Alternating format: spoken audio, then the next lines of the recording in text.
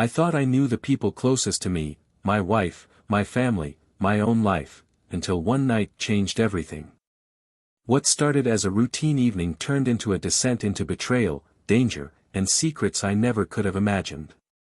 My life wasn't always dominated by late-night coding sessions and looming deadlines.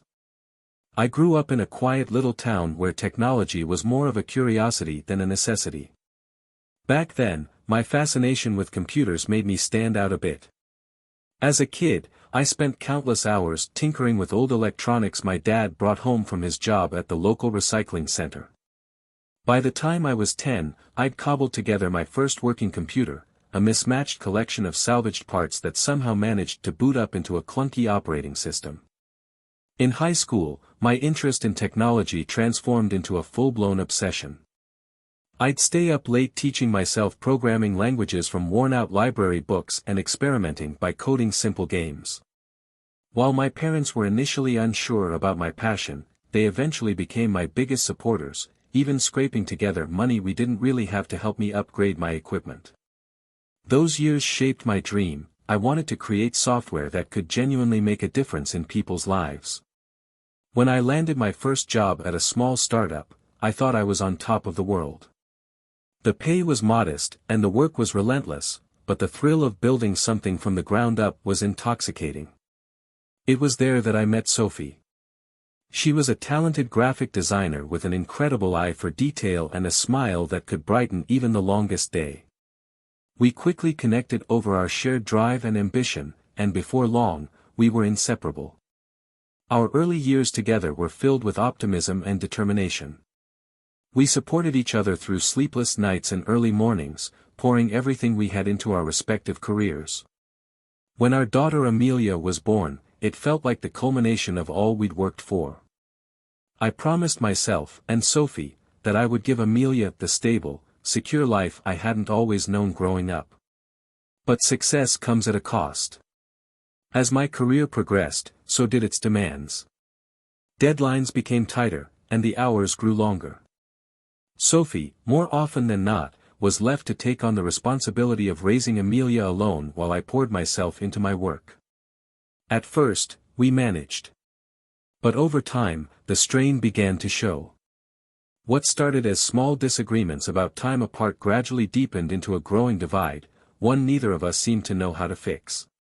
Still, I clung to the belief that we could make it through.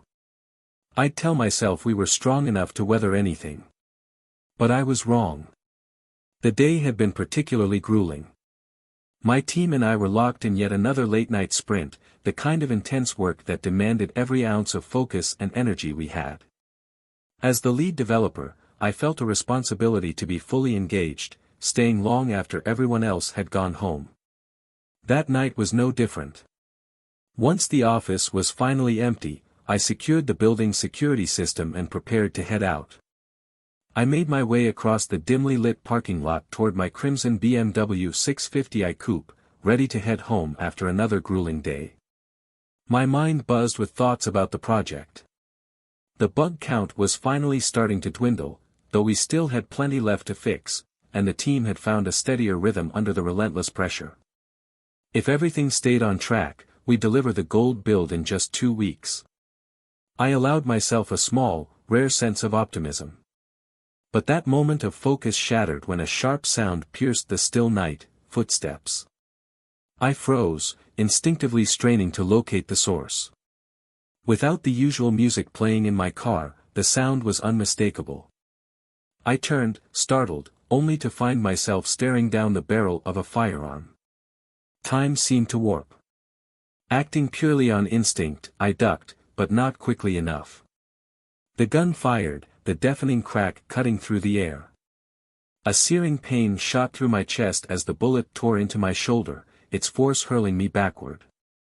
My body slammed into the trunk of a nearby car before collapsing onto the pavement under the cold glow of the streetlights. The attacker stood there, silent and deliberate. Another shot rang out. Then another. I couldn't tell how many. A second bullet struck my side, ripping through my lower rib. The pain was excruciating, but it quickly gave way to a terrifying numbness. My vision blurred as the world dimmed around me. In those final moments, my thoughts turned to Sophie and Amelia. Regret consumed me. I hadn't been there enough, hadn't done enough. And now, as my life slipped away, I knew I'd never have the chance to fix it. When I woke up, everything was a haze. 10 months had passed since the shooting. 10 months of surgeries, physical therapy, and a slow crawl toward recovery. I'd pieced together fragments of what had happened. Amelia had visited me in the hospital a few times early on, but she hadn't been back in 6 months. Sophie. She was a complete mystery. No one could, or would, tell me what had happened to her after the attack. Among the sparse notes in my medical file was one instructing the staff to notify the police as soon as I regained consciousness. It didn't take long before 2 detectives arrived. Mr. William Blackwood, the older of the 2, began as I nodded weakly in acknowledgement. He introduced himself as Detective Ethan Hayes, accompanied by his partner, Dario Bossi. Hayes wasted no time cutting to the heart of the matter. "We've been investigating your case for several months now, and we've uncovered some troubling details," he said gravely. The pieces of the puzzle started clicking into place as they spoke. Hayes mentioned a man named Greg Archer. I recognized the name vaguely. He owned G Cafe, a small coffee shop Sophie often raved about. She frequented the place, Hayes explained, and we believe she reconnected with Archer there. That tracks, I admitted, trying to keep my voice steady. She went there a lot. Personally, I thought their coffee was awful. Hayes nodded. It wasn't a profitable business either, barely breaking even.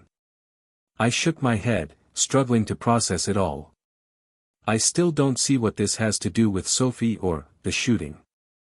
Just because she liked their coffee doesn't mean she was involved with him. Hayes leaned forward, his expression grim. There's more. We have footage of them together. And, we believe they were plotting against you. My breath caught in my chest. Plotting against me? For what? For the life insurance policy, Hayes said quietly. $1 million payout. I stared at him, shaking my head in disbelief. That's not possible. Sophie wouldn't. She convinced herself you were unfaithful, Hayes continued, his tone unwavering. She and Archer wanted to take everything. I couldn't process it. Sophie. The woman I'd built my life with, the mother of my child. My voice cracked as I muttered, no. She wouldn't do this. She couldn't. But the grim look on Hayes's face said it all. The truth was right in front of me, and it was a truth I wasn't ready to believe. I don't even have a policy like that, I said, my voice strained. It was taken out 2 years ago, Hayes clarified. 2 years. I repeated, my voice trailing off as the weight of his words sank in. Had the affair been going on that long? The thought left me reeling. And Ryan Carter? My daughter's boyfriend? I asked, my tone suddenly sharp. Hayes smirked faintly. That one's on you. We'll handle the rest. The next morning, I was transferred from the long-term care facility back to the hospital to begin rehabilitation. The mood in the new ward was surprisingly upbeat. The nurses, cheerful as they bustled about, gave the impression that most patients there didn't leave under their own steam. At the nurses' station, I spotted Amelia. Her face was streaked with tears, her expression frozen in shock. But in the blink of an eye, her look transformed into one of pure joy as she realized I was awake and alert. Dad! She cried, rushing toward me and wrapping me in a careful but tight embrace. Amelia, I managed to say, my voice thick with emotion. You look like you've been through a lot. I'm so sorry I wasn't there for you. She pulled back just enough to look me in the eyes. No, Dad. Don't apologize. You didn't choose this. But honestly, you're the one who should be answering questions, not me. Her words stung, but I could see the pain and resilience in her eyes. After hesitating briefly, she continued, Nora from your office, she was my lifeline. She moved in with me, helped me through Thanksgiving, Christmas, graduation, even prepping for college. She fought social services to become my legal guardian, and her rent kept the bills paid. I don't know what I would have done without her. I nodded, my chest heavy with gratitude. Nora's always been amazing. I'm glad she was there for you when you needed her most. She deserves so much thanks. Amelia gave me a small smile, but then her expression darkened. And Ryan? I asked cautiously. She rolled her eyes, her face tightening. He's out of the picture. Don't worry about him, she replied quickly. I decided not to press further, sensing the tension in her tone. So, how's school going? I asked, trying to steer the conversation towards something lighter. A flicker of pride crossed her face. I got into every school I applied to, she said, her tone lifting. I smiled, feeling a rare moment of pride amidst the chaos. That's incredible, Amelia. I'm so proud of you. But as she spoke about her college plans, memories of Sophie's brilliance tugged at me. I must have faltered, as Amelia's face grew concerned. What's wrong, Dad? She asked softly. I shook my head lightly. Just, old memories about your mom. Her expression darkened immediately, her voice laced with bitterness. I knew it, she muttered. I nodded slowly. She was brilliant too. I think you get your smarts from her, I said gently. Her eyes flashed with anger, her voice cold. No, I don't. I get them from you. Mom's only good for rotting in hell. Her words hit me like a slap. I flinched but tried to keep my composure. Amelia, I began, but she cut me off. They said she hadn't visited you, she blurted out. That's when I realized something was really wrong. What do you mean? I asked, alarmed. She took a deep breath, visibly bracing herself. That night, Nora called to check on me, she always did when she couldn't visit you. I told her mom was missing. She came over right away, even stayed the night. The next morning, we went to the police. They searched the house, and that's when everything unraveled. What do you mean unraveled? I pressed, my stomach twisting. Amelia hesitated, her eyes searching mine. Dad, did you know there were cameras hidden in the house? The air seemed to leave the room as her words sank in. Her voice shifted, tinged with frustration and pain. They found them, Dad. After that, the police left. No counseling, no follow-up, nothing. They just dropped the ball completely. Her voice trembled with anger and sadness. They abandoned me. And I know you didn't choose to leave, but it hurt. It still hurts. Her words broke something in me. I reached for her hand, gripping it tightly. Amelia, I am so sorry. You shouldn't have had to go through any of this. Tears welled up in her eyes, but she didn't look away. For the first time in a long while, I felt the faintest flicker of hope that maybe, just maybe, we could start to rebuild what was broken. I would have been there for you if I could, I said, my voice thick with emotion, tears welling in my eyes. Amelia's expression softened, and her own tears mirrored mine. She reached for my hand, gripping it tightly before a nurse approached and gently pulled her aside, likely to discuss my discharge plan and the level of care I'd need after leaving the hospital. Left alone, I sank into my thoughts, wrestling with the wave of emotions that had been building all day. Anger bubbled up as I thought about Sophie's betrayal. How could she? She hadn't just abandoned me, she'd left Amelia, our daughter, to face the world on her own during one of the most painful and uncertain periods of her life. Yes, Amelia was technically an adult, but no one should have to endure the loss of both parents, one confined to a hospital bed, the other gone by choice. It wasn't fair. Nora stepping in had been a godsend, but it wasn't supposed to be that way. Amelia shouldn't have needed someone else to fill the void left by her mother. This wasn't the life Sophie and I had worked to build for our family. And yet, here we were. I kept circling back to one haunting question: why? Why would Sophie do something so cruel? The woman I thought I knew would never have walked away from Amelia like this. Unless I'd never truly known her. The thought chilled me to my core. But as much as I wanted answers, I realized I might never get them. If Sophie was found, there was no guarantee she'd tell me the truth. Maybe it was better to focus on what I could control, healing and being there for Amelia. Amelia returned after her conversation with the nurse, and we shifted to lighter topics, steering away from the pain that hung like a shadow over our reunion. She shared stories about her classes, her favorite professors, and the projects she was working on.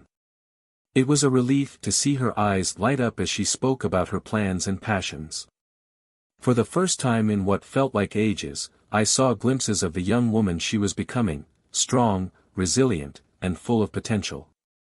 As we talked, she mentioned how much Nora had done, not only for her but also to support both of us during this dark chapter. I decided that once Amelia wasn't around, I'd need to have a conversation with Nora. She deserved to know how deeply grateful I was, and I suspected there was more to her story than Amelia had let on. After a few hours of catching up, exhaustion set in for all of us. Stifled yawns and drooping eyelids signaled it was time to call it a night. As Amelia and Nora headed toward the door, a thought struck me, something I hadn't asked yet. "Amelia," I called out. She turned back, a curious expression on her face. "Yeah, Dad? Did you come straight here from the airport?" I asked, glancing around. She nodded. "I did." I frowned slightly. "Then, where's your suitcase?" Amelia's face lit up with a sheepish grin. "Oh, I left it at the nurse's station. I figured I'd be staying over here tonight." I chuckled softly, the moment breaking through the tension of the day. The next morning was grueling. Physical therapy pushed me to my limits, each step on the parallel bars leaving me shaky and drained. But the progress was worth it. With determination, and no small amount of pain, I was finally cleared to go home. Just in time for Thanksgiving. Amelia and I had dinner at a nearby hotel since Nora was in Florida visiting her family. It was a quiet meal, but Amelia's presence made it feel special. Still, returning to the house afterward didn't feel like coming home. It felt more like stepping into the aftermath of a crime. Every room seemed haunted by memories of Sophie's betrayal. Her presence lingered in every corner, in the furniture we'd picked out together, in the pictures on the walls, and in the spaces where we'd built our lives. With Nora out of town, I avoided the master bedroom entirely. It was too much, too soon. Instead, I focused on the essentials. My mornings were now occupied with trips to the hospital for physical therapy. Each session felt like another small step toward reclaiming my life, even if the weight of what I'd lost was still a heavy burden to bear. That afternoon, I found myself immersed in bug fixes. It felt invigorating to contribute again, even if I wasn't back in the office physically. What made the experience even more rewarding was working alongside Amelia. She was eager to ask questions and dive into the problem-solving process with me. Her curiosity and fresh perspective turned what might have been a routine task into something unexpectedly enjoyable. For the first time in what felt like ages, I felt like I was truly moving forward. On Wednesday, Amelia and I woke up early to get her to the airport for her flight back to school. Saying goodbye wasn't easy, our time together had brought us closer, and letting her go tugged at my heart. Still, I knew she had her own life to live, and I reminded myself to be grateful for the time we'd shared. Later that week, Nora returned from Florida after visiting her family. With my physical therapy sessions reduced to once a week, I finally had more time to focus on rebuilding my life. The police also dropped by during that same week to return the camera equipment they had confiscated. They handed over the storage device and cameras, explaining that they had cloned all the footage for their records as evidence. Their investigation revealed that the system had been purchased at a Costco in Baltimore, then returned and resold for cash at a discount warehouse. It was a frustrating dead end. Still, having the equipment back made everything feel even more real, tangible proof of how deep the betrayal had gone. That night, I sat alone in the living room, reviewing some of the footage for the first time. What I saw left me sick to my stomach. On one clip, the doorbell rang, and Sophie answered it, letting in a man carrying a small Spider-Man backpack. From it, he pulled out a Colt, the same model he had used to shoot me. The sight of the weapon made my shoulder throb as if I were reliving the moment. "It's here," he said, showing her the gun. Sophie's response was immediate. "I don't want him to suffer," she said, her voice firm. "Promise me it'll be quick and painless." He chuckled, clearly enjoying himself. "Don't worry, I'm a professional. He won't hear a thing. One shot to the back of the head, clean and easy." My chest tightened as I watched the exchange. It was one thing to know what had happened, but seeing it unfold with such cold calculation was a whole new kind of pain. The police had already told me it was just him involved in the shooting. But as I reviewed more footage, I couldn't ignore the patterns of their behavior. They had taken a twisted delight in desecrating spaces that were deeply personal to me: the marital bed, my office desk, the basement, even my car. That last discovery hit me especially hard. Sophie had only used my car once that entire year, to take it for servicing, or so she'd said. Instead, she had taken the opportunity to betray me in one of the few places I had once felt safe.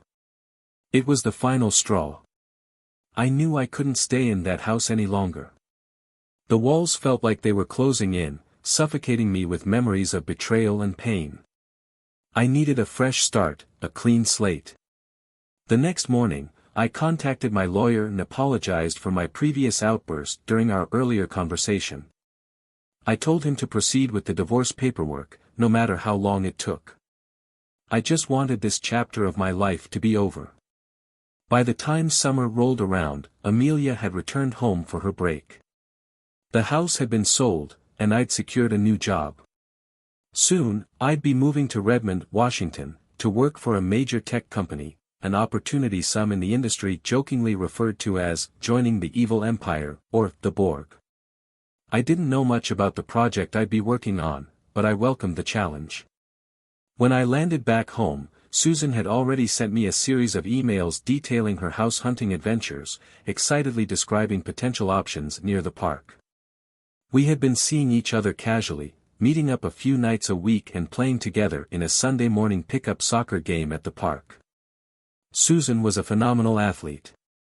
On the field, she had this incredible combination of experience and speed, effortlessly outmaneuvering players half her age. Even some of the most competitive guys struggled to keep up with her. But as time went on, it became clear that our relationship wasn't meant to last. One evening, after a game, Susan confronted me. "You're still holding on to someone else," she said, her voice steady but filled with sadness. "No, I'm over my wife," I replied quickly, but even as the words left my mouth, they felt hollow. She gave me a look that saw straight through me. "You might be over her, but you're not over what happened." Her words hit me like a freight train. She was right. Ever since the shooting 2 years ago, it had felt like life was moving forward without me while I stood stuck in the same place. People like Nora had tried to help me, and Susan had almost managed to pull me out of that dark pit, but in the end, her actions, and our relationship, only pushed me further in. With the start of the new year, I made a change. I bought a house in Kirkland, a 4-bedroom home with character and history. The converted garage, once used as an office for a failed startup, was a perfect blank canvas. The backyard had a modest garden and a pool, though I wasn't sure I'd use it much. Still, it felt like a fresh start. One afternoon, while unpacking boxes in the driveway, I heard a sharp cough behind me, unmistakably male. Startled, I looked up and saw Daniel standing on the other side of the car, smirking. My eyes flicked between him and Nora, who had just stepped out of the car, her radiant smile lighting up the moment. My mind raced. Were they a couple now? The thought sent an unexpected pang through me. I should have been happy for them, they were my friends, after all, but instead, I felt a strange sadness settle in my chest. William. God, it's so good to see you. Daniel exclaimed as he pulled me into a tight hug. You're looking great. Before I could respond, Nora stepped closer, her smile shifting from friendly to something softer, warmer. Then, without thinking, she leaned in, and I met her halfway. We kissed, tentative at first, but then deeper, until... It's about time, a familiar voice shouted. Startled, we broke apart to see Amelia standing a few feet away, her grin stretching ear to ear. Daniel was beside her, sharing the same amused expression. I had no idea you two were here, I said, trying to play it off, though the heat in my face betrayed me. We've been here long enough, Amelia teased, her eyes twinkling with mischief. Later that evening, Daniel and Nora filled me in on how they had reconnected at a gaming awards show in Chicago. Daniel had been scouting for talent to build a new team, and Nora, frustrated with her job, had been there to network. They'd hit it off professionally, and when Amelia told them how miserable I'd been at work, they started brainstorming. That's why they were here now, to pitch the idea of starting a gaming company together. Tribus Games, as we decided to call it, was born that night. When I showed them the converted garage in my new house, it was immediately designated as our headquarters. The space had everything we needed to get started, and for the first time in years, I felt a spark of excitement about the future. That night, after everyone had left and Amelia had gone to bed, Nora stayed behind. It's getting late, I said, standing in the doorway as she lingered in the living room. Bedtime, she teased, her eyes sparkling. I smirked. As long as you don't expect to get much sleep. In the bedroom, she veered into the bathroom to shower, leaving me to distract myself with a book. I thumbed through Time Enough for Love, but the words blurred on the page. My mind was elsewhere, focused on her. When the sound of running water stopped, the bathroom door creaked open. Nora stepped out, wrapped in a towel, her hair damp and clinging to her shoulders. She was breathtaking. I closed the book and crossed the room to meet her, brushing a gentle kiss along her neck. Looks like I'm not the only one feeling overwhelmed, I whispered against her skin. She melted into the doorframe, her soft laugh giving way to a contented sigh. For the first time in years, I felt like my life was finally falling into place. I tossed my clothes into the hamper and smiled to myself, savoring the small, mundane intimacy of sharing this space with Nora. Even something as ordinary as laundry felt meaningful now. As I thought of her, her beauty, her intelligence, her spirit, I couldn't help but feel overwhelmed. She stirred something in me that I hadn't felt in years, leaving me giddy and alive, like a teenager experiencing love for the first time. She walked in, her presence lighting up the room. You've opened my eyes to something new, I told her with a grin. Nora chuckled softly, her eyes warm as she stepped closer. Come here, she whispered, her voice carrying a tenderness that made my heart swell. I wrapped my arms around her, and the night unfolded in a seamless rhythm of love and passion. Every touch, every kiss, every glance between us carried emotions too profound for words. It was as though the world outside had disappeared, leaving only the two of us suspended in a timeless moment of trust and connection. By morning, as sunlight streamed through the windows, we exchanged lazy kisses before heading to the kitchen to join Amelia for breakfast. He didn't eliminate you then, Amelia teased as we sat down. I almost called emergency at one point. Nora laughed, shaking her head in mock exasperation. Leaning in close to Amelia, she whispered something that I couldn't catch. Whatever it was, it made Amelia beam with delight, her smile lighting up the room. Watching them share that moment left me feeling both smug and grateful. It was a rare joy to see Amelia so happy, and knowing Nora had brought that warmth into our lives filled me with an indescribable sense of peace. The rest of the day was a whirlwind. Nora dove headfirst into clearing out the garage, determined to turn it into a proper workspace for Tribus games. As she organized, I asked, "Why on earth would you want to clean this place? It's perfect the way it is." I was standing near the wall that we had transformed into a massive whiteboard. We'd covered it with special wallpaper that allowed us to jot down notes and sketches directly onto the surface. The wall was now a chaotic masterpiece, filled with ideas, flowcharts, and concept art for our next game. Nora, however, was focused on something else entirely, a dusty, neglected laptop that had been tucked away in the corner. "I haven't used this laptop since before you got hurt," she said, brushing off the keyboard. "It might have something interesting on it." "Let's take a look," I replied, moving closer as she powered it up. The screen flickered to life, and Nora scrolled through the files. "This used to be Ryan's, didn't it?" she asked, stepping closer as a look of recognition crossed her face. I nodded grimly. "Yeah. He used to borrow it to go online whenever he came over," Amelia admitted, peering over our shoulders. As I opened the camera software, a dialog box popped up, requesting the encryption key for a hidden partition. I canceled the request and continued loading the program. The live interface opened, but the screen showed nothing, no active feeds, no data. "Is there anything here?" Amelia asked, leaning in to get a better look. "This is just the live view," I explained. "It can't connect to the server without the encryption key." Nora frowned, deep in thought. If Ryan was involved with the cameras, there might be something buried in the files. Her words hung in the air, heavy with implication. As I stared at the empty live feed, a sense of foreboding crept over me. It wasn't just about uncovering the truth anymore, it was about facing whatever came next, no matter how painful it might be. As I explained the situation, something in the laptop's menu caught my eye. "Wait," I said, my voice tightening as I navigated through the files. What I found made my stomach drop. There were saved videos, hundreds of them. They were organized by dates and labeled by room. The earliest recordings featured Ryan with Amelia, seemingly harmless interactions at first glance. But as I scrolled further, the footage shifted, now showing Ryan exclusively with Sophie. The final rows were the hardest to stomach.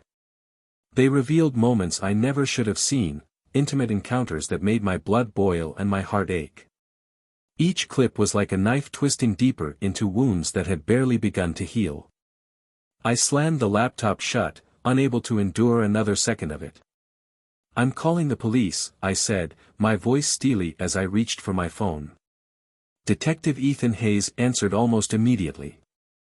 Thankfully, his number hadn't changed, and despite my wife's case going cold, he'd kept a keen interest in it. I explained what we'd found and how the footage implicated both Ryan and Sophie in ways I hadn't fully imagined. Hayes promised to investigate further and urged me to prioritize safety.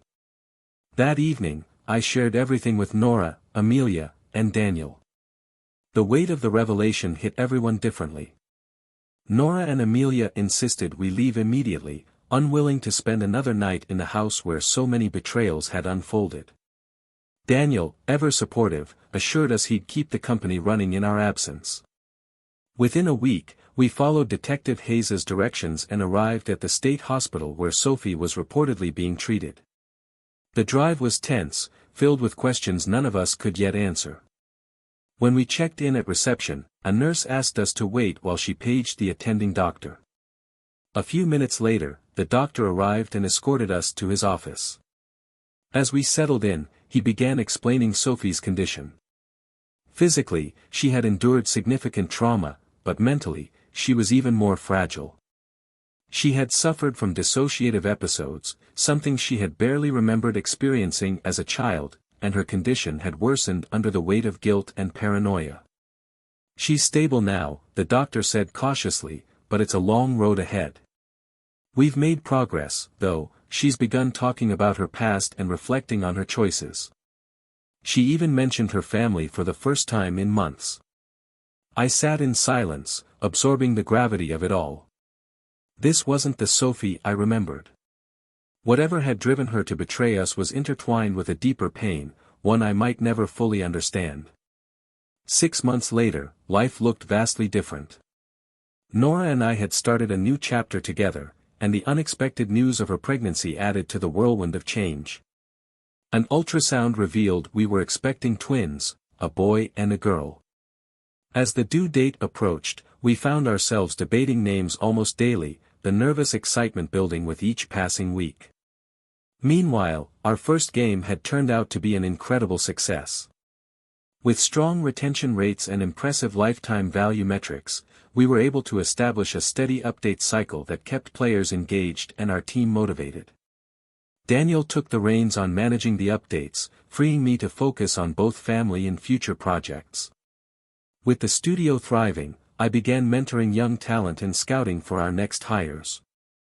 It felt good to be building something positive again, something that brought opportunity to others while giving me purpose. Looking back, life had thrown more challenges my way than I ever thought I could handle. But it had also given me unexpected blessings. Nora, Amelia, and our growing family brought me a peace I never imagined finding.